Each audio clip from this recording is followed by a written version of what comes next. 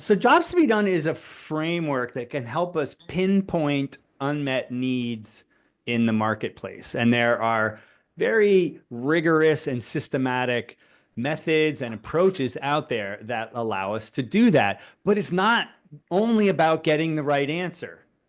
It's also about the journey and how you get there. And I think more importantly, who you pick up along the way, because we know from our teams and our organizations that just providing the right answer to a team doesn't necessarily mean they're going to act on it or believe it or actually move forward. So, from that standpoint, we can see Jobs to be Done as both about the destination, the answer, but also the journey that you take people on. That's what we're going to be talking about today, a little bit more. My name is Jim Caldbeck. I am the co-founder of the Jobs to be Done Toolkit and the author of the Jobs to be Done Playbook.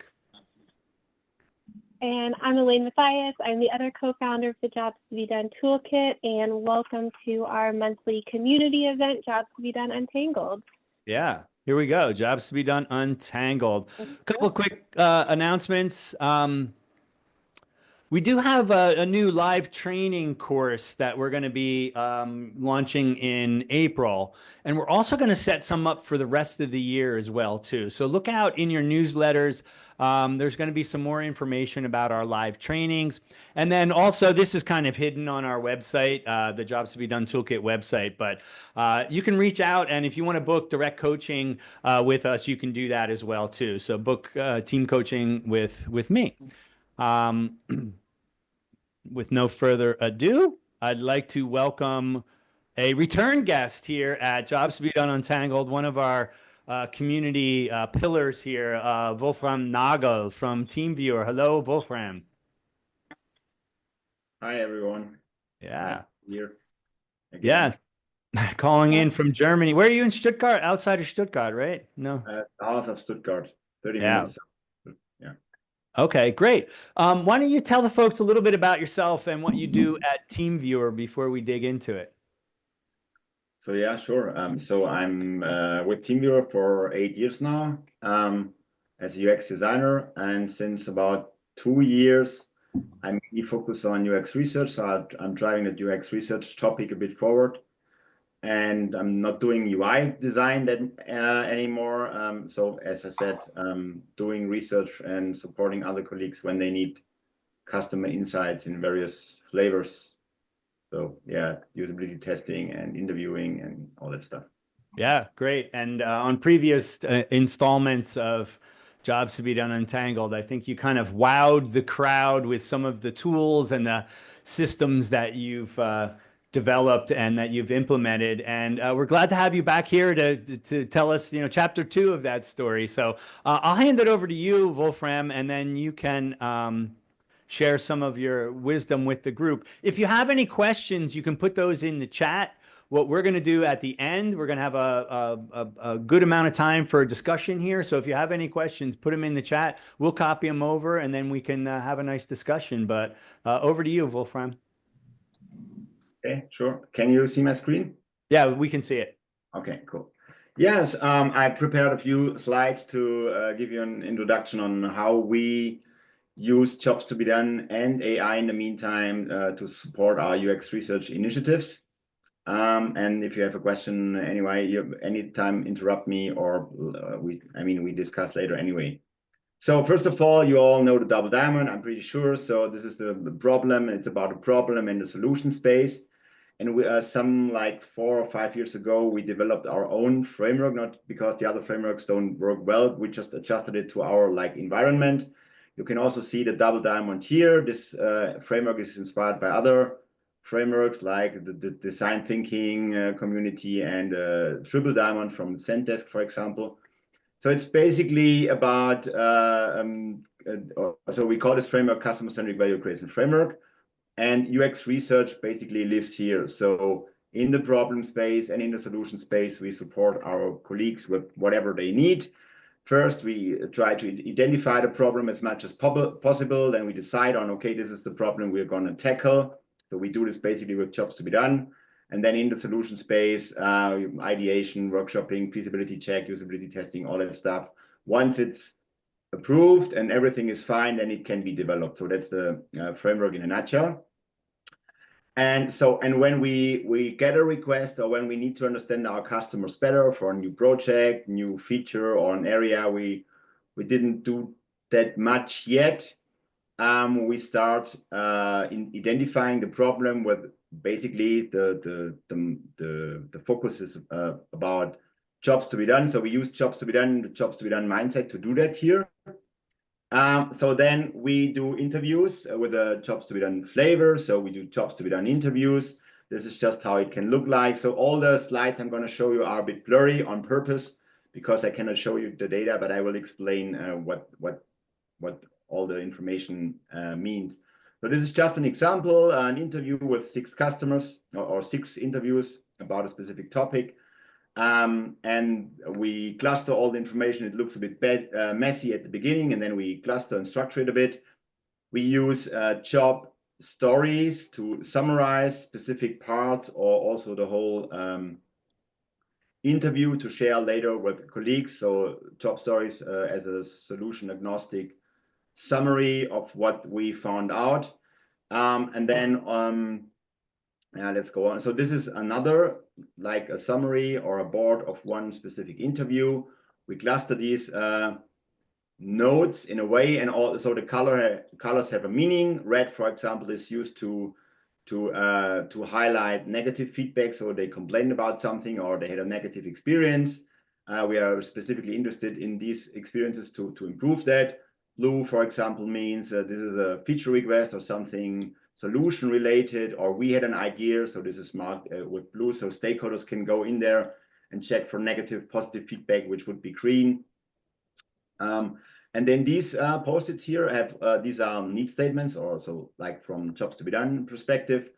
And the colors have a specific meaning. Green means the customer specifically mentioned this need, or I try to unlock that need. So they talk about a specific situation, and I dive deeper and try to find out what they are talking about. And then I might ask, okay, did I get you right? You want to minimize the time it takes to connect to a remote device. So just a simple example here. And when they say yes, yes, that's correct, you understood me correctly, then this is a statement that a customer actually expressed in the call. We mark it green. When after the call we have a discussion, we discuss the interview, we do the summary, and we are pretty sure this need exists, but the customer didn't specifically express this, but we are pretty sure this need exists. We phrase it also as a need statement, and then it gets an orange, which means this is an assumption-based need statement. And then also afterwards, we use a summary to use AI to write additional need statements that make sense in this specific context of the customer. And these are marked with this mint color. So we tell the AI, we use this specific syntax. What is jobs to be done? How do we want to use it? This is the insights we got. This are the needs we already know about. This is the situation, use case, stuff like this. And then we ask AI to write additional need statements. These statements can look like this. So the green ones, as I said, confirmed by the customer, orange, assumption-based, and these are phrased from AI.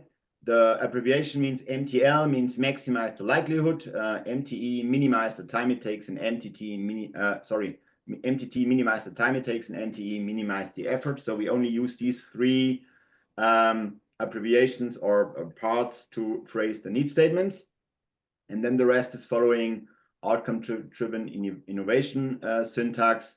For example, maximize the likelihood to be informed when something happens on a device I'm responsible for. And the other ones, all need statements are phrased in the same way with the same syntax. Also following what Jim tells in his workshops and in the book. So no and and or is allowed, stuff like this. Okay, these are the statements we have then.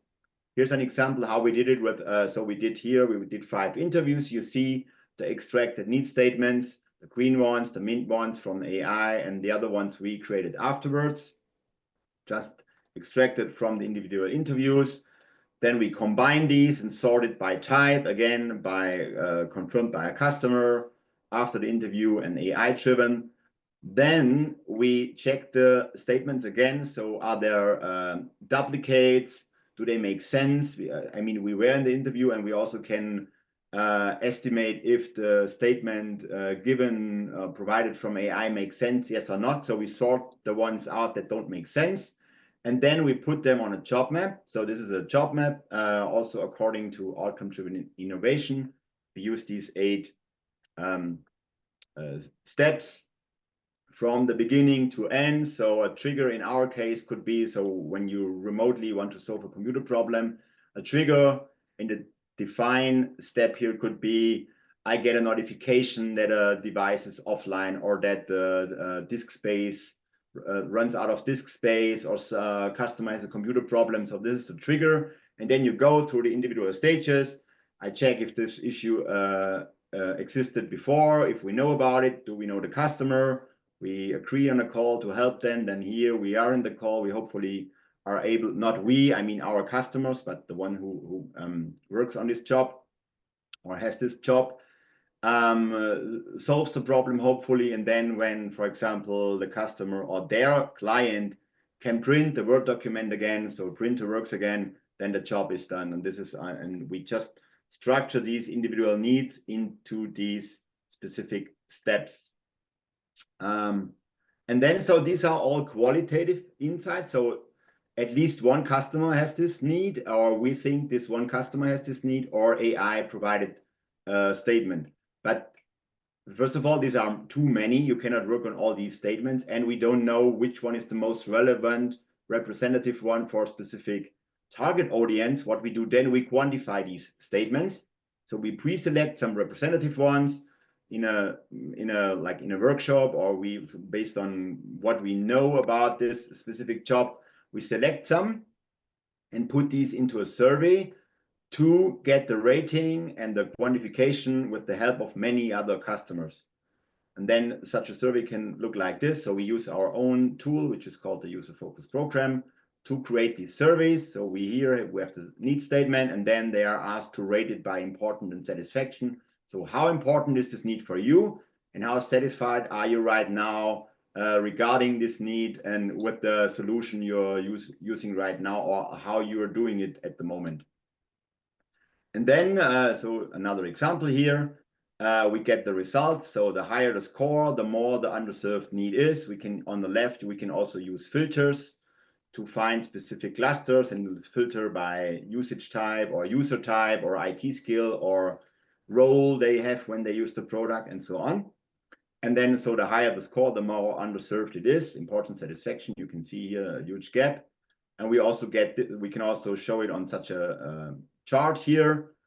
You probably all know it. On the bottom right are the underserved needs. So these needs are very important, and the satisfaction right now related to this need is pretty low. All the statements are phrased in a solution agnostic way, so nothing as much as solution as agnostic as possible. We don't talk about a specific solution or our software here. And this can help now stakeholders, PMs who work on a roadmap, or designers, whoever, or development teams. Let's focus on these needs here because they are underserved. These are pain points. So there's no satisfaction right here at the moment.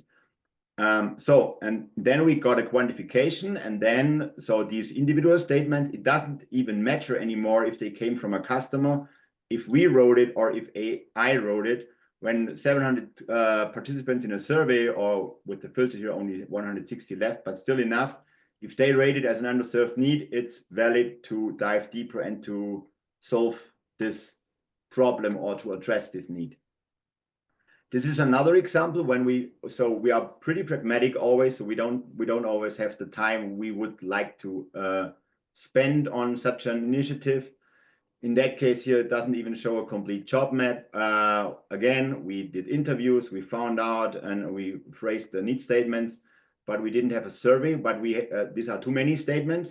We had to prioritize. So in that case, I sat together with the PO, and we together selected, okay, let's focus on these statements based on the insights we gathered, based on the experience, based on what we know about this topic, feature, and use case and job. Let's focus on these ones. In the meantime, we still send out a survey And then once we had enough participants, we compared. So the ones with the star, you see that's what we prioritized. And the ones with the green symbol is what customers told us is rather an underserved need. This doesn't say that we were wrong or they were wrong or whatever, just different perspectives. And if I remember correctly, we just decided to initially focus on the ones that we prioritized and the customers as well. So maybe these 4 here were the need statements that helped us drive this topic forward. Yeah, so, and this is just to complete second last slide, I guess. This is our job performer or persona, which is pretty much focused on this jobs to be done perspective. On the left side, you see solution-oriented information, which is related to our product. So which devices do they use, trades, how do they use the product loyalty, IT skill, product usage, roles, stuff like this. And on the right side here, you see their jobs to be done and needs, so selected need statements from the job map. By the way, rephrased a bit because not all stakeholders can deal with and understand this minimize the time it takes syntax thingy. So it's slightly rephrased so that it's easier to read. And this describes our users so based on what we found out in interviews and what we defined or quantified with a survey. And then another example, different topic, but just to make this whole topic complete. So we are pretty good in the problem space, I would say, needs identified, quantified, prioritized.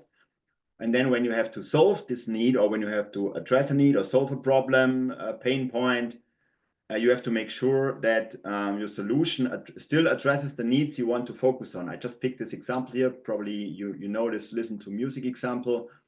The solutions you see here on the right can also be version A, version B, and current version, can be a competitor, can be an idea, can be a prototype, whatever. So can just different solutions.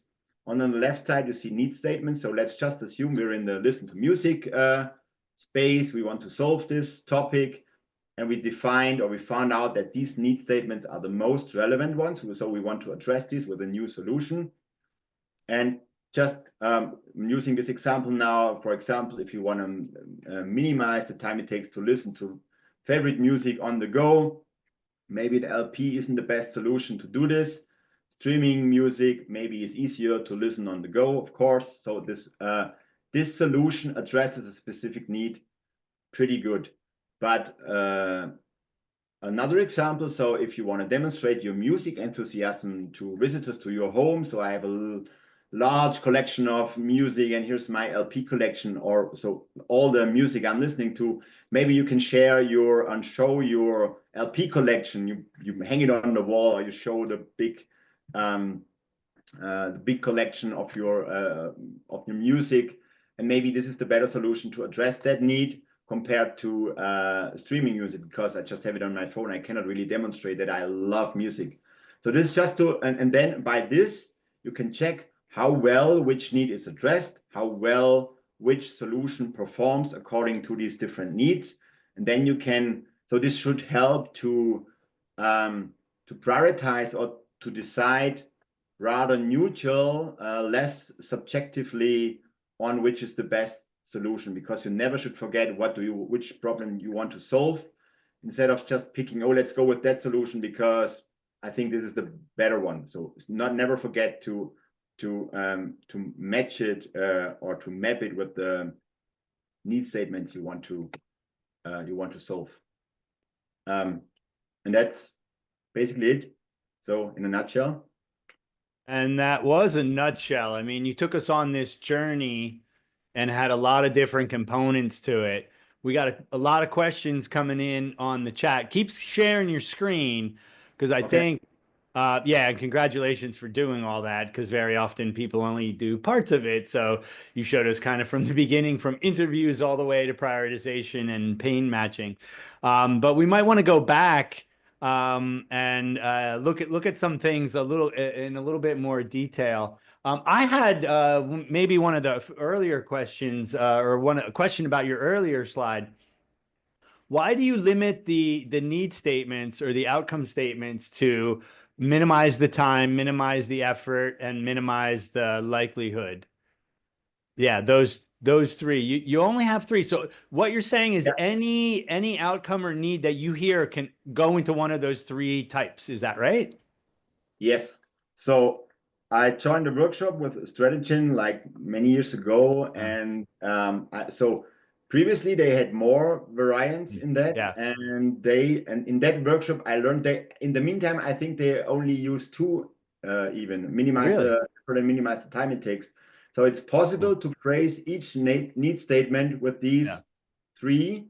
It makes it easier to phrase it, easier to understand, and easier to communicate. So focus Okay. only on, I mean, minimize the effort is easily, minimize the time it takes is it has to be quick. So Quick. quickly do this or that. Yeah. That's the reason. And so I basically learned it from Strategy and took it over because it made Okay. sense. Okay. And I know that Strategin also only uses the word minimize at the beginning as well too. And the belief there is it makes things a lot more consistent and it's also easier for participants in a survey to read. There's other folks that we deal with all the time that they want to inject more variation in there to make the survey in particular more engaging. So they might say reduce, or our friend Scott Burleson even says you can use the word avoid or eliminate, or lower, and then they'll use different words other than just effort, right? Or likelihood. They might say, avoid the risk of doing something, right? And say so. What's your experience? Do you think, and I know you just said you got that from ODI, but in practice, does that very, very consistent in compactness, you think that helps? That's a very good question. I'm asking this myself all the time. Is it a good decision to focus only on these three? For me, it makes sense. Sometimes it makes it easier, but sometimes also it's a bit challenging to phrase Mm-hmm. a need statement with this limitation. But in the end, I think also for the surveys, participants do not need to, for example, we have it here. Yeah. You don't need to read this every time again. They can, okay, now this is about minimize the time it takes, and then so quickly, and then they can Right. read. It's easier to participate in a survey, I would Yeah. say. I'm not saying that this is the better way doing it. Okay. Maybe the other one also makes sense. So we just decided to do it that way. Okay. Okay. It's a question that's out there. There's other questions like how do you survey 50 items? So, the whole quantification piece still has a couple of open questions, I think, from practitioners.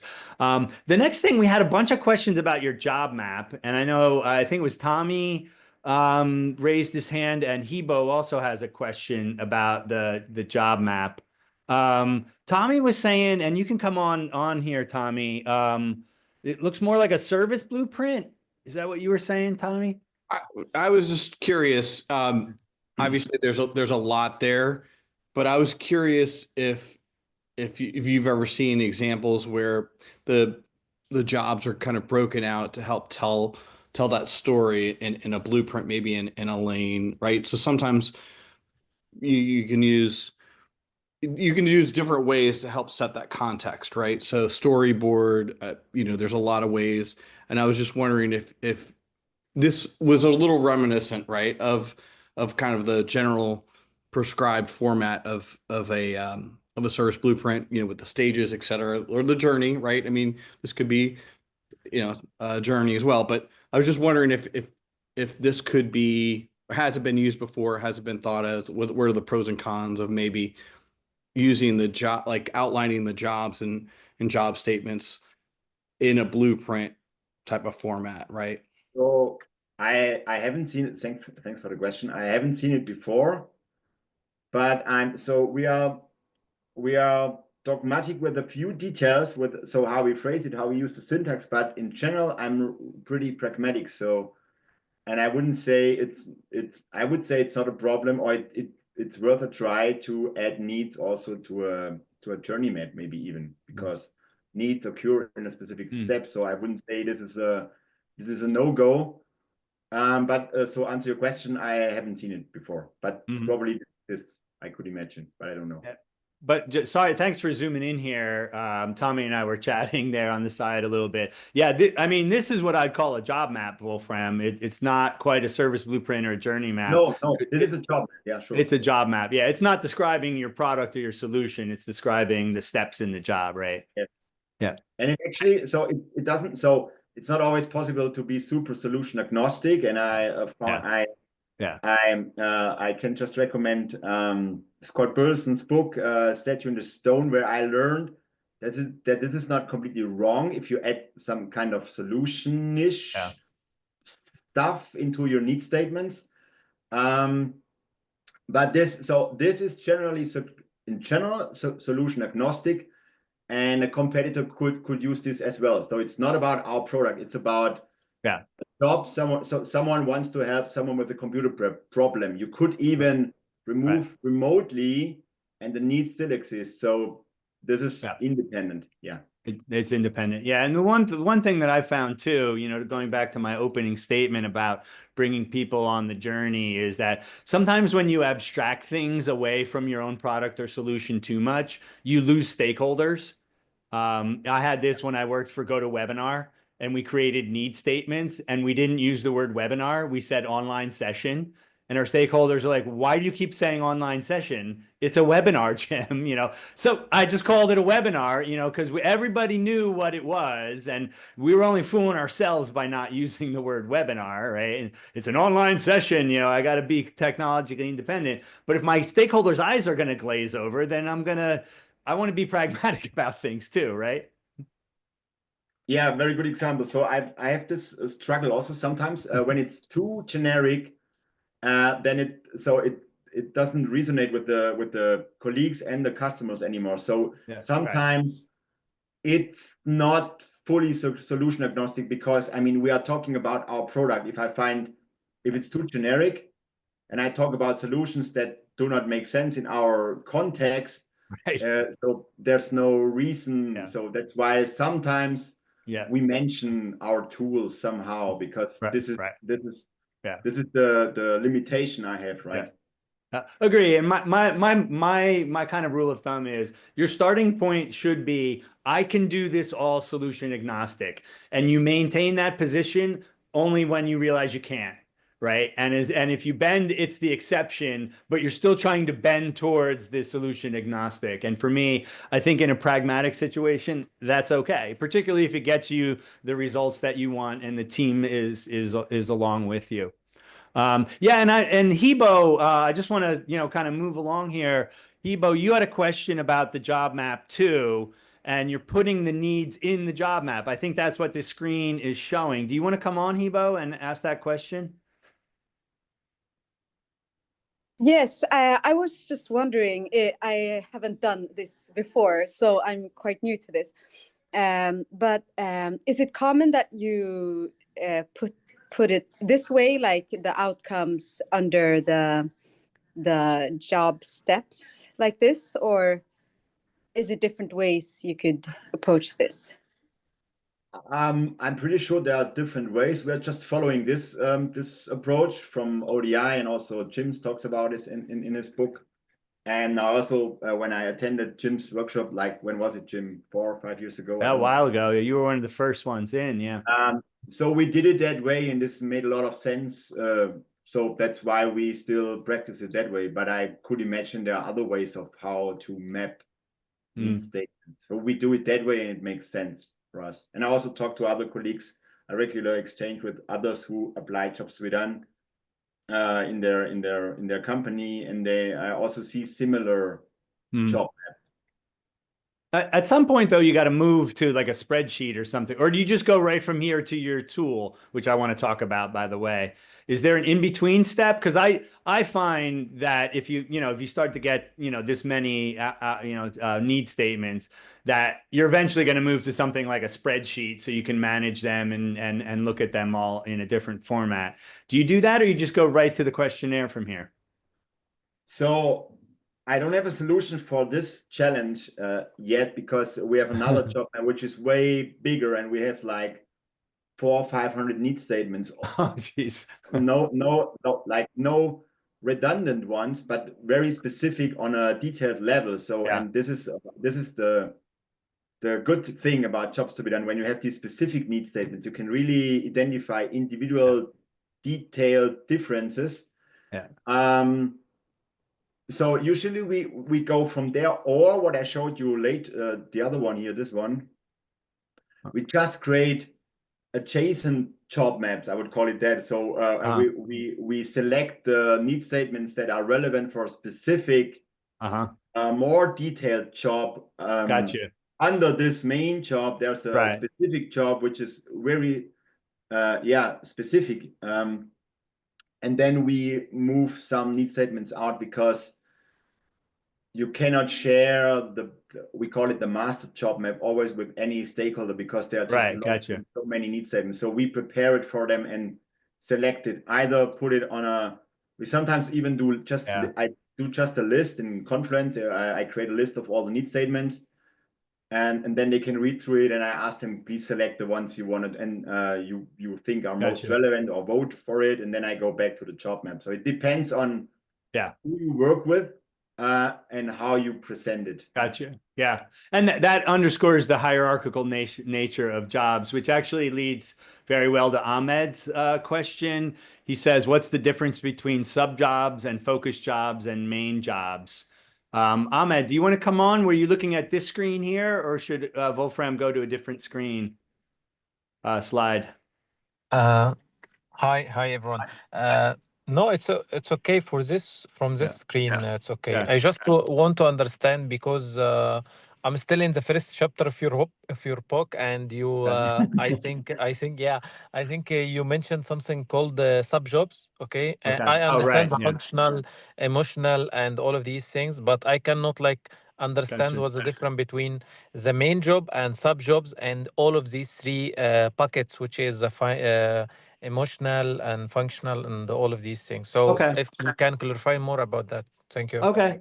Yeah, I typically sort out the emotional and social jobs, and I call those aspects. I don't refer to those as jobs. It's rather the emotional aspects of the main job, which I'm calling focus job now.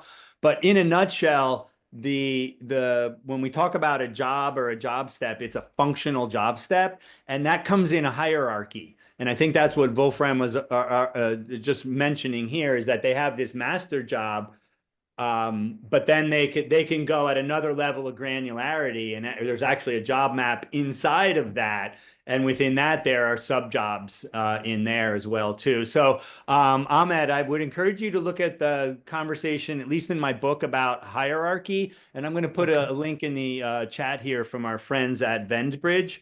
They use the hierarchy quite a bit in their consulting to help teams sort out at what level of granularity do you want to be targeting, right? So that's one of the first things you have to do in jobs to be done, is know what level of granularity you want to target. Did that help, Ahmed?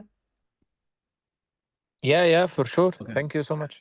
Let me put a link in here as well. Go ahead, Wolfram. And it could even happen that one need statement here, or a group of need statements form a job, so a lower job related to this main or this overarching job. Yeah. But if you want to go very specific, if we work for a specific feature or a specific area, maybe we create another job map which focuses only on one part of it. Could also be. So in my opinion, there's no right or wrong. It's just at some point you're too high.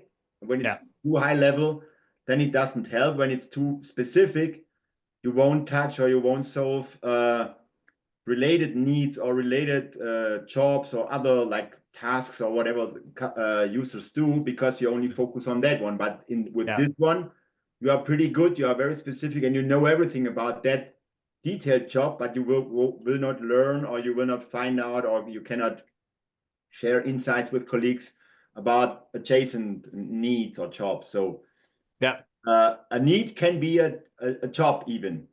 So at least in my understanding. Yeah, there's a hierarchy. And, we call it there's a phase, a mode of operation when you first get started where you need to frame the space that you're going to investigate. And specifically, you need to scope the focus job.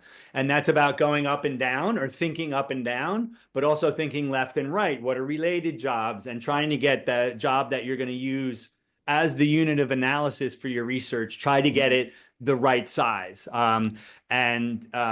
Without specific examples or giving you exercises to do, it's harder to explain, and it's harder to convey other than what I just said. It's hierarchical. And anytime you talk about human goals, you have to deal with that hierarchy. You know what? I'm going to go back to Heba because she's got a question about the AI statements. And you mentioned very briefly about the syntax and the prompts, but Heba, I don't know, did you want to ask a little bit more about the use of AI? And we can see on this screen, all of those teal ones, those all came from AI. Yeah, I was just wondering, like the difference. Yeah, why do you use AI for this to start? And also, what's the difference? Like, how do you see that AI supports in this like statement? And how do you differentiate that from your own statements? That was 3 questions. So I hope I remember all the 3 questions. So why we use it? Easy answer, because everyone uses AI. So we also have to know. Jim had a post once how he leverages AI to generate need statements. I also practiced and applied this and tried it out. Made sense. You can if you don't have that much time, you can have 5, 6 interviews. By using AI, you can just generate additional statements that also make sense. You just didn't have the time to extract these from other interviews, so it saves you time. How we differentiate is, so at least here visually by the color. In the end, that's at least my point of view. When you quantify, when you want to find out the needs or the underserved needs, which are pain points you want to focus on, it doesn't matter where they are coming from. So if it's from AI, from a customer, or from me, if 100 customers confirm this is a pain point for me, it is an underserved need, then it makes sense. So I wouldn't solely rely on AI statements. So when we do not quantify, so when we cannot quantify or whatever, I would first of all focus on the green ones, which are coming from customers. At least one customer had this problem or has this need. When you quantify, I would say it's not that relevant anymore. I'm not sure if this answers all your questions. Yeah, thank you so much. Yes, it did answer all my questions. And, you know, I find this part, particularly working with the need statements, it's very detailed and repetitive. You have 50 of these, 100 of them, or in your case, 400 of them, and it takes patience. And sometimes I'm working with UX researchers, and I say, no, you're going to have 50 to 100 of these statements, and they're daunted by that. They're like, oh, I got to read through all of these. It's like, no, you got to read through them many, many times, right? So you're going over this data. It's data, right? And sometimes people don't necessarily want to deal with that level of detail. And what I found, so there's a lot of thinking involved as well, too. There's a lot of tedious work and a lot of thinking. And I found that AI can just accelerate that for you and just say, wow, I would have never thought of that. Oh, that's a pretty good one that it thought of. And it uncovers space that maybe you didn't think of on your own, or that didn't come up in the interviews as well, too. So it's very complimentary. And for me, I feel like it makes me a smarter researcher when I know some of those potential things. Again, it's just potential, right? Wolfram, whatever AI puts out is like, don't take it on face value, but just having that base of potential statements, really, I think it really helps you kind of get to a better level of quality quicker. Yeah, and so what I do, I feed the AI with the insights from the interview. So I remove all personal data, of course, and names and stuff. So it's neutralized in a way. But so I'm not just asking randomly, give me a few need statements. It's related to a specific interview, to a specific situation, context, and it just adds a few more. And when you do this right after the interview and you read through the statements, you can easily identify, okay, and no, this for this customer doesn't make sense. This is wrong, or no, this makes total sense. He just didn't express it. Right. So that's how I do it. But the thing is, if you do it with AI, which is pretty quick, but the ones you create in a workshop in a team, or you identify or you extract in an interview, you learn more by talking to them. So the AI, you just get it, and you didn't have to work to extract it, to phrase it. It's just coming to you. So so that's maybe a downside, I don't know. And then all these statements help so when you have to convince stakeholders to read through it, they get a sense of what the job is, what the customers are actually doing, because it phrases from the customer perspective what they are doing with the product by not mentioning the product. So it's solution agnostic, and this helps to get a customer-centric perspective. Yeah, absolutely. And if your aim as an organization is to be more customer centric, which I think almost every organization strives to do in some form, offloading this empathetic work and this, direct customer interaction work completely to AI would obviate the value of having contact with customers. And as I said in the beginning, it's not just about the answer, it's also about the journey. And part of that journey is going out and talking to your customers. And while AI can help you be a better researcher, and maybe you have to do fewer interviews, if you take that component away, then you have no broader context of what the user said. You have no empathy. You're not internalizing it. You're just walking around with an answer, but you lose all of the other goodness of it.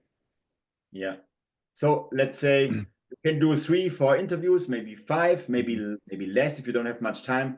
But with AI, you can mimic some other. So you have like insights from as you would have done 20, let's say. Right. Yeah. But I wouldn't skip the conversation with the real humans. I wouldn't skip it totally. Right. Including your teammates as well too. And did you just mention you hold a workshop where you actually kind of brainstorm need statements? Did I hear you say that? Yeah, could also happen. So we sit together, and this forces everyone in the team, developers, everyone, to think from a customer perspective. So when we don't have time to do research or talk to customers, sit together. Yeah. And then now let's assume, so maybe the solution is already defined or the feature is already defined. Yeah. But now let's think about what needs are we going to solve, and then everyone has to phrase it with the right syntax. Gotcha. Which forces them to think from their perspective, which fosters customer-centric thinking in the team. And so not just focusing on the feature and the product and the solution, but also thinking about what problems might they have. Right. Yeah, you mentioned jobs mindset. I love that phrase. Having people exercise that part of their brain is helpful as part of the journey. Again, it's not just the destination; it's also a little bit of the journey. So Eugenio asks if you can share some of your prompts. Do you have any prompts that you have saved anywhere or something? Actually, so I use some of your prompts from your article. Okay. The prompts, so I don't have them right here. Actually, so I train the AI. I tell them I want to use. We use ODI. We use that syntax. Sometimes AI react a bit like a young kid and doesn't get what I'm telling. You get like I told you, and it doesn't do what I wanted, which is annoying sometimes. But however, so I explain which framework I use, what the syntax is, and then you just add. This is the situation. That's the feedback we got. Share me some need statements and or remove the ones or rephrase, and it's like a conversation. Like sometimes like you talk to a junior because it doesn't get it, and you have to explain it again and again. Maybe my prompts are not that good. Yeah, I don't know, but sometimes it's a bit. It's also time consuming sometimes because it's not just AI. Thank you. Yeah. Right. You really have to talk to it. Yeah. And train it. Agree. Okay, cool.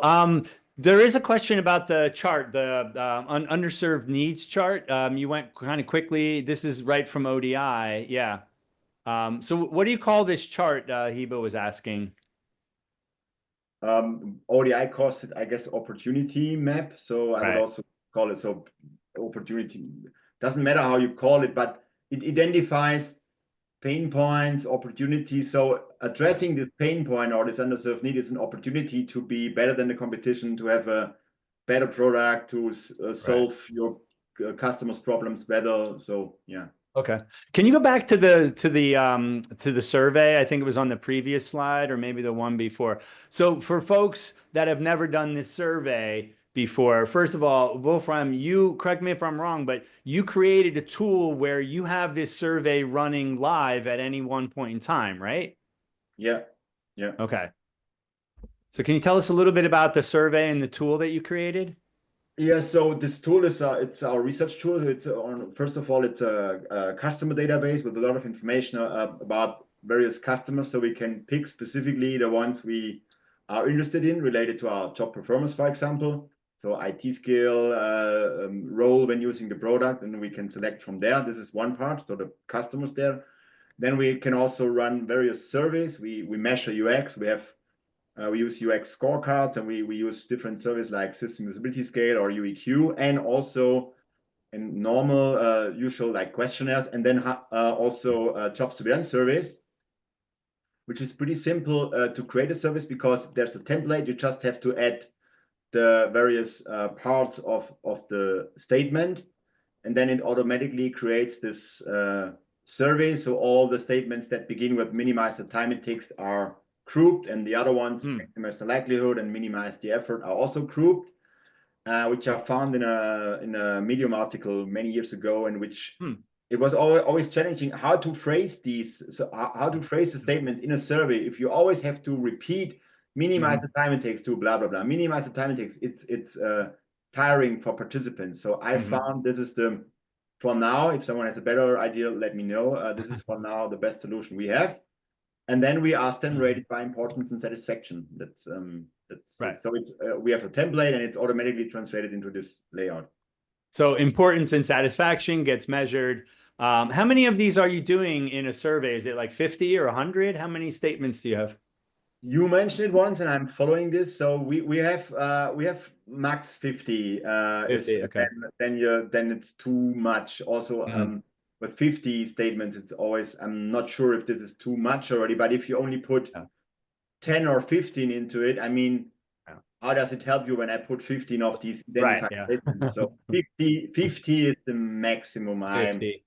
I would recommend, but I don't have like data on that, if it could be 70 or it should be only 30. I have no. So we 50.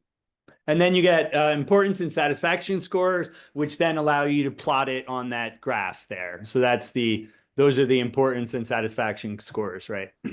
Yeah. And the ones that are most important but least satisfied, those are the unmet needs or the pain points. Yeah. Okay. It's following a pretty simple formula. So you also see how it's counted here. The one here, 81 said pretty low, 81 very high. So, and that is calculated, but it's super simple, the formula. Okay. One thing that I've found is that sometimes the bigger the sample size that you have, the more these scores go to the middle. And I think that has to do with sampling, that your job performers then tend to have, different needs and things that come in and, oh, we're going to do 1,000 people, and then they're all right in the middle. Have you experienced that too? Yes, fully. So if I would, so it's just a screenshot here. If I would show you the result of the whole survey, you would have like all the statements are here. Everything right there. One plop, because so it's the average, right? They have they are very important, not important, very satisfied, not satisfied, and all ends up in the middle. That's why we use, and that's why I think it's very important to have these filters here. Sometimes we use other like traits to filter on. Then you can filter by IT skill. This one is very important, that the role they have when using the product. Am I an IT admin? Am I an IT expert who gives support so there's a lot of difference in there, or am I a remote worker, for example? So I'm working remotely on the computer in my office, at the company. So so when you have a look at it without any filter, it's very often only just in the middle, right? Yeah.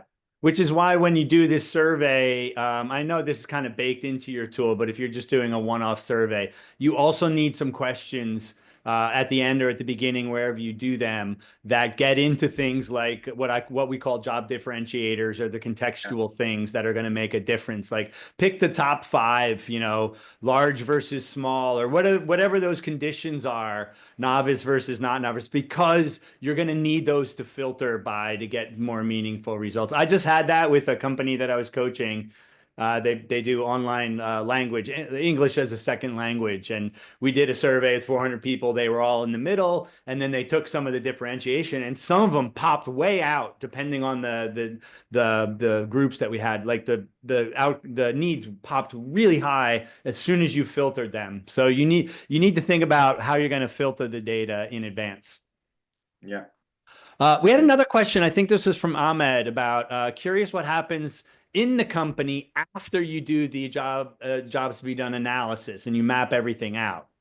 This is kind of ongoing for you, right, Wolfram? So it's ongoing. Yeah.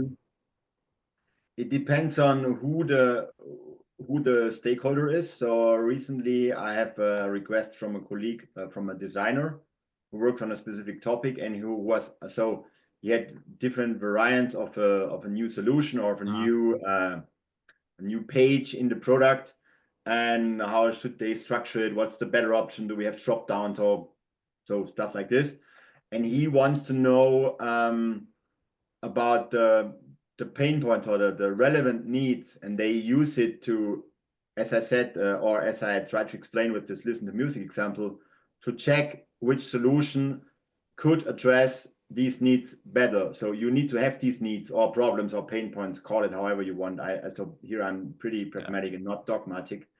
And he uses it for this. So product managers, for example, can use it to create a roadmap. So if you don't only put a feature on a roadmap, but you put a problem you're going to solve, or a pain point on the roadmap, right, you can use these insights to Gotcha. Prioritize topics on the roadmap, or you can also prioritize your features or products on the roadmap, as long as you know this is related to an underserved need. So this can help you also. And when we here use the filters, these are not the best options. So we have others in another survey. You can check, okay, I'm responsible for the IT admins, or for these guys, or for the ones with the low IT skills, the ones who receive support. And you can check which are their needs, and you can also check if your roadmap makes sense. Do you address underserved needs, yes or no? Nice. This is not always the case, I have to say. Really? We try to help our and train colleagues to consider this and to do this, and it's requested. Yeah. So it sounds like, correct me if I'm wrong, but you have this kind of central ongoing base of insights that you collect and maintain. And then as projects and initiatives around the organization move through their cycles and workflows, you can consult that and look at it, in slices, or filter it in a certain way. And I'm assuming you might need to supplement some research on top of that, but you always have kind of this base that you can always start from, at least. Is that right? Yeah, so we use it as a conversation starter, or when someone comes to us, I have to work on this, or they are already working on a feature. Maybe not that research happened for this specific area, could be. Then sometimes and they cannot even change the solution anymore. It's in development, it's already announced, so we won't change that one. Yeah. But then, maybe we even started in the solution space, not a problem itself. Then I try to find the problem for this solution. And sometimes I'm able to, okay, your feature makes sense, because I could tell you, you're addressing these needs, and we identified these needs are underserved. So you're in a good way. So stuff like this. Okay, to validate that. Do you ever talk to marketing folks? Does this inform the language that they might, even if the solution was already underway, it might inform how you position things and how you talk about things, correct? Yeah, exactly. So I'm in touch with them. Whenever I show it to them, they are like impressed and they like it. And so my perspective is, so we do jobs to be done, and we write job stories, right? They are already a story. Storytelling is in marketing, so they can create their campaigns around the need statements we identified, and when they can create a video or a new trailer or I don't know, landing page campaign around the needs we identified as underserved, it should be pretty easy for them to land with the potential customers, because they can relate to the needs they are addressing with the marketing campaign, if that makes sense. Yeah, So, it does. Yeah. Do you have any evidence, either quantitative or qualitative evidence, that all of this work actually does help your product teams and helps your marketing teams do their job better? How do you show the value of this?